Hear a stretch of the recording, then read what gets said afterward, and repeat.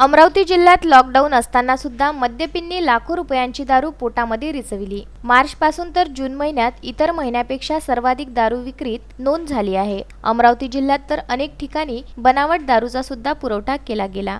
याची खबर लागल्याने काही दिवसापूर्वी गाडगेनगर पोलिसांनी रामपुरी कॅम्पमधून 8,75,000ची नकली विदेशी दारू जप्त केली। ती कारवाई संपत नाही तर पुन्हा आता मोर्शी राज्य उत्पादन शुल्क विभागाच्या अधिकाऱ्यांनी मंगळवारी मध्यरात्री सालबर्डी रस्त्यावर 25 लाखाच्या विदेशी दारूचा ट्रक ताब्यात घेतला।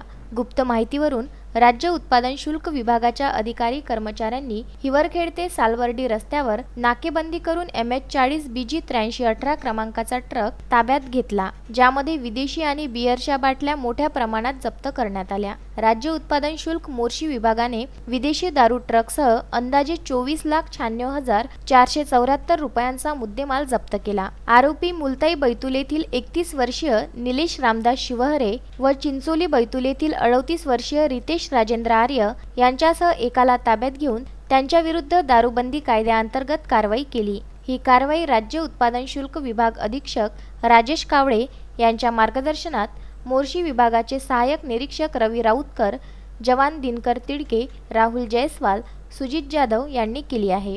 Bureau report, Vidarbha news, Amravati.